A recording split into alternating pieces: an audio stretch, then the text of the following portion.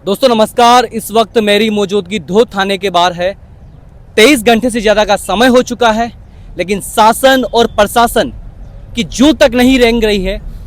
सबको पता है कि पीड़ित परिवार की हालात बहुत माली हालात में है। जब कन्हैया हत्याकांड के अंदर सरकार संशोधन करके उस पीड़ित परिवार को करोड़ों का मुआवजा दे सकती है, तो यहाँ तो डबल मर्डर हुआ है। फिर भी प्रशासन और शासन अभी तक इनकी मांगे नहीं मानी है। रात भर धरना चलता रहा। अभी सुबह बड़ी संख्या के अंदर महिलाएं पहुंची हैं, उनकी बहन भी पहुंची है, रोते भी लगते।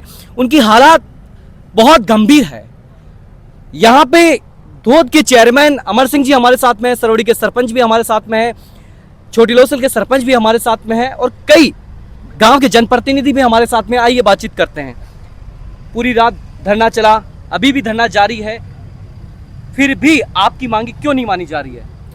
ये सरकार की हठधर्मी है।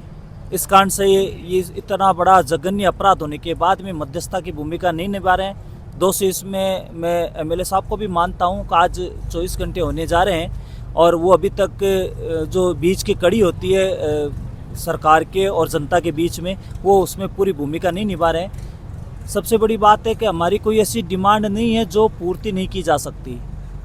बहुत छोटी छोटी मांगे हैं कि इतना बड़ा जघन्य अपराध किया जो मैं सीधा कहना चाहता हूं, जो वोट लेने के लिए तो तुरंत आ जाते हैं, दरवाजों पे हाथ जोड़ लेते हैं, लेकिन यहाँ पे जब पीड़ित परिवार है, 2 मर्डर हो चुके हैं, अभी तक वो आए क्यों नहीं है? दुख इस बात का है, हमें भी है और ये जनता ये देख भी रही है। और जिन जनप्रतिनिधियों को कुछ दिन पहले 2.5 साल पहले वोट दिया, हमने उनसे बहुत उम्मीद की थी, अच्छे वोटों से जिताया, इस उम्मीद से जिताया कि हमारा दुख दर्द होगा तो वो उनको उस सरकार तक पहुंचाएंगे, हमारी जायज मांगों को मानेंगे और हमें राहत मिलाएंगे और हमें अच्छी सुविधा देंगे। मगर इन कार्यों में विफल रहती है तो ये बड़ी दुख की बात है और जनता है परिणाम जल्दी दे देती है। मेरे आपके कहने से नहीं होता है, सबके मन में है, जब मौका आएगा दे देगी। लेकिन मैं फिर ये कह रहा हूँ इस सरकार के नुमाइंदों को कि इस जो जनता की भावना को समझे, इस स्थिति को भांपे और तुरंत प्रभाव से इसमें मध्यस्थता की भूमिका निभाए। आज बेटी घर की घर में है, कल ये बात बिगड़ेगी। रात को 9 बजे तक हम समय दे रहे हैं, 9 बजे बाद में ये जनता कंट्रोल में नहीं आएगी, अपने हिसाब से निर्णय करेगी। फिर न तो हम सत्ता से पूछेंगे, न तो सत्ता के जो नुमाइंदे उनके कहेंगे, न हम उनके जनप्रतिनिधियों को बुलाएंगे।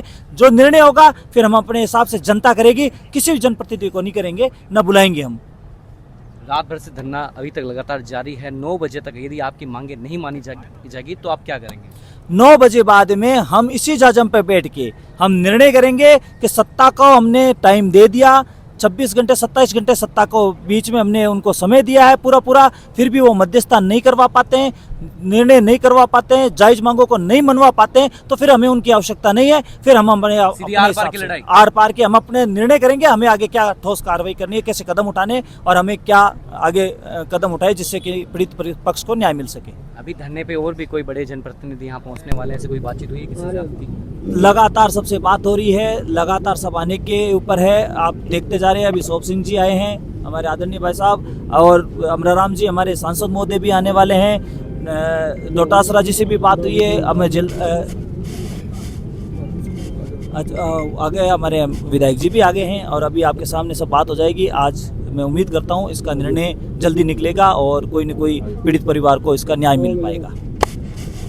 आप छुट्टियों से यहाँ पहुँचे हैं, बेटी को इंसाफ दिलाने के लिए आप क्या कहना चाहोगे? देखो, ये तो एक ऐसा अपराध है, ये किसी के साथ भी हो सकता है, किसी गांव में भी हो सकता है और इसमें न कोई जाति न कोई समाज का मैटर है।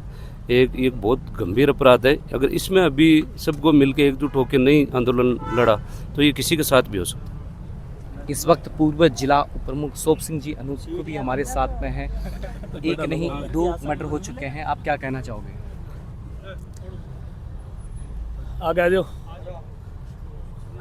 जिस दिन ये घटना हुई थी उस घटना से लेकर आज तक हमारे जैसे पता चला, उस दिन से हम इस पूरे प्रकरण में जितना हो सके रात और दिन हमारा सबका इसमें, चाहे एमएलए साहब हो, चाहे हमारे सारे वरिष्ठ कोई कार्यकर्ता हो, सब लोग लगे हुए हैं। हम यहाँ से पहले वहाँ सीकर गए, वहाँ की स्थिति देखी, वहाँ देखने के बाद में ये लगा कि ये बहुत सीरियस हालत है। एमएलए साहब वहाँ आए, वहाँ अन्य जनप्रतिनिधि आए, हरमान सिंह जी वगैरह सब लोग वहाँ गए थे। वहाँ डॉक्टरों की मीटिंग करवाई। मीटिंग कराने के बाद में डॉक्टरों ने यह कहा कि इनको रेफर करने की आवश्यकता है, यहाँ बचने का सवाल नहीं है। उसमें फिर वो जो बच्चा था उसकी ऐसे लग रहा था कि लगभग ये जीवित नहीं रहेगा। तुरंत प्रभाव से आपने मीटिंग कराते ही वहाँ से एस्कॉर्ट के साथ में हमने जयपुर में रवाना कराया। वहाँ जितना योगदान हो योगदान भी करवाया, अन्य लोगों को भी कोऑपरेट किया, आप सब लोग मिलकर योगदान करें। ये ऐसी एक घटना है।